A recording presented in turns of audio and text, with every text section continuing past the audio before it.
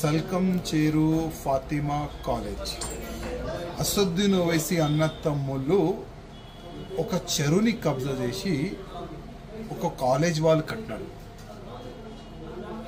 ఎన్నో చెరువులు కబ్జా అయినది. ఆ చెరువులని కాపాడడానికి హైడ్రా తీసుకొని వచ్చినారు. ఆ హైడ్రాకి కమిషనర్ రంగనాథన్ గారికి వేసినారు. ఇవాళ రంగనాథ్ గారు ఏ విధంగా ఈ స్టేట్మెంట్ ఇస్తున్నారంటే, ఓవైసీ కాలేజ్లో ఎంతోమంది పేదలు చదువుకుంటారు, ఎంతోమంది పేదలు స్టూడెంట్స్కి ఉపాధి దొరుకుతుంది, అది డిమాలిష్ చేయాలా వద్దా ఆలోచన చేస్తున్నారు. రంగనాథ్ గారికి ఒక మాట అడగాలనుకుంటున్నాను. హైడ్రా వచ్చిన తర్వాత ఎన్నో పేద కుటుంబాలకి రోడ్డు పైన మీరు తీసుకొని వస్తారు.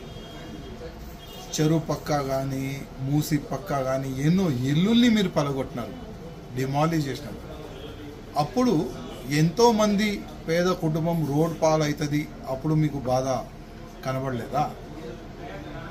ఇవాళ కాంగ్రెస్కి ఎంఐఎంకి చాలా మంచి దోస్తానా అయింది. దాని గురించే మీరు ఆ ఫాతిమా కాలేజ్ని మీరు డిమాలిష్ చేస్తలేరు, అది మేము అనుకుంటున్నాం. మీరు ఎట్టి పరిస్థితిలో రంగనాథ్ గారు ఫాతిమా కాలేజ్ని డిమాలిష్ చేయాలి. లేకపోతే నేను ముఖ్యమంత్రి గారికి రిక్వెస్ట్ చేస్తున్నా, ఆ ఫాతిమా కాలేజ్కి గవర్నమెంట్ కబ్జా చేసుకోండి, గవర్నమెంట్ కాలేజ్గా మారండి.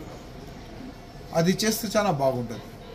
ఇంకోటి, భారతీయ జనతా పార్టీకి మా ఒక కొత్త ప్రెసిడెంట్ రామచంద్రరావు గారు వచ్చినారు.